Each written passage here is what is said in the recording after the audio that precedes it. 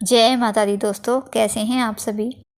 दोस्तों 11 मार्च गुरुवार के दिन भगवान शिव के प्रति अटूट आस्था का पर्व महाशिवरात्रि का पावन पर्व मनाया जाएगा। श्रद्धा और आस्था के साथ देश भर में इस पर्व को मनाया जाता है और इस त्यौहार को लेकर कई प्रकार की मान्यताएं प्रचलित हैं। ऐसा माना जाता है कि इस दिन सृष्टि का आरंभ हुआ था। इसके साथ ही इस दिन भगवान शिव का विवाह माता पार्वती जी के साथ भी हुआ था। इसलिए इस त्यौहार को भगवान शिव और माता पार्वती जी के विवाह के उत्सव के रूप में देश भर में महाशिवरात्रि का पर्व मनाया जाता है। महाशिवरात्रि का ये पर्व सबसे महत्वपूर्ण माना जाता है सभी शिवरात्रियों में और बहुत ही उत्साह के साथ इस पावन पर्व को मनाया जाता है। भगवान शिव जो कि देवों के देव महादेव हैं और यदि भगवान शिव की श्रद्धा भाव से पूरे मन से पूजा की जाए, सच्चे मन से उन्हें मन से सिर्फ याद भी अगर कर लिया जाए तो भगवान शीघ्र ही प्रसन्न हो जाते हैं। उनकी पूजा में ज़्यादा से ज़्यादा ताम झाम की ज़रूरत बिल्कुल भी नहीं होती।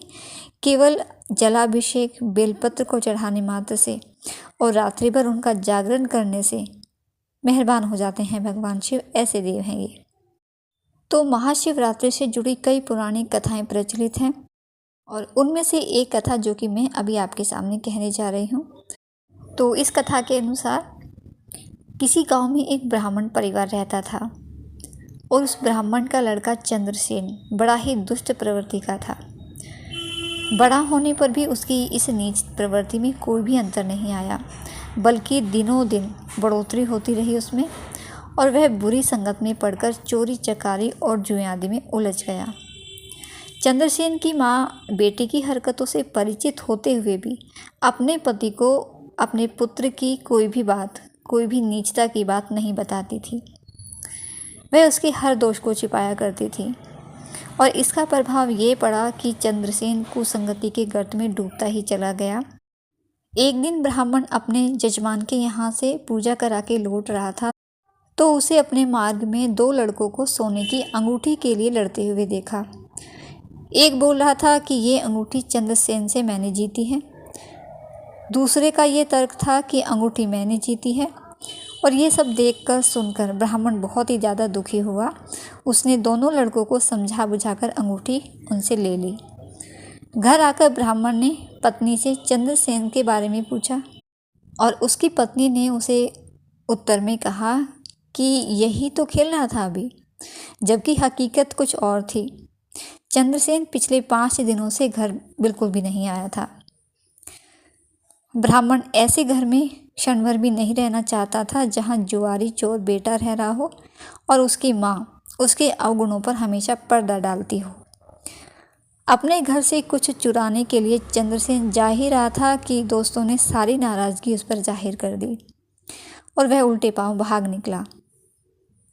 रास्ते में एक मंदिर के पास कीर्तन हो रहा था और भूखा चंद्रसेन कीर्तन में बैठ गया। उस दिन शिवरात्रि का पर्व था। भक्तों ने शंकर पर तरह तरह के भोग चढ़ा रखे थे तो चंद्रसेन इसी भोग की सामग्री को उड़ाने की ताक में लग गया। कीर्तन करते करते भक्तगण धीरे धीरे सो गए। तब चंद्रसेन ने मौके का लाभ उठाकर भोग की चोरी की और भाग निकला वहाँ से। मंदिर से बाहर निकलते ही किसी भक्त की आंख खुल गई और उसने चंद्रसेन को भागते हुए देख लिया और चोर चोर कहकर शोर मचा दिया। इसके बाद लोगों ने उसका पीछा किया और भूखा चंद्रसेन भाग नहीं सका और डंडे के प्रहार से चोट खाकर गिरते ही उसकी मृत्यु हो गई। अब मृत चंद्रसेन को लेने शंकर जी के गण और यमदूत एक साथ वहां आ पहुंचे। यमदूतों के अनुसार चंद्रसेन नरक का अधिकारी था क्योंकि उसने आज तक पाप ही पाप किए थे, लेकिन शिवगणों के अनुसार चंद्रसेन स्वर्ग का अधिकारी था क्योंकि वह शिव भक्त था। चंद्रसेन ने पिछले 5 दिनों से भूखे रहकर व्रत और शिव का जागरण किया था। चंद्रसेन ने शिव पर चढ़ा हुआ नैवेद्य नहीं खाया था। वह तो नैवेद्य खाने से पूर्व ही प्राण त्याग चुका था, इसीलिए भी शिव के गणों के अनुसार वह स्वर्ग का अधिकारी था। ऐसा भगवान शंकर के अनुग्रह से ही हुआ था। अतः यमदूतों को खाली ही लौटना पड़ा और इस प्रकार से चंद्रसेन को भगवान शिव के सत्संग मात्र से ही मोक्ष की प्राप्ति हो गई।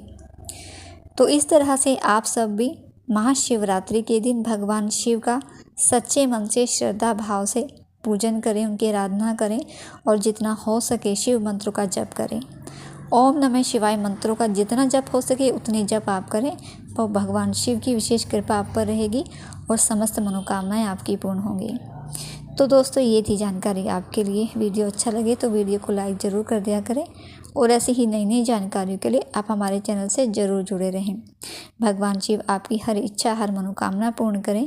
इसी मंगल कामना के साथ जय माता दी।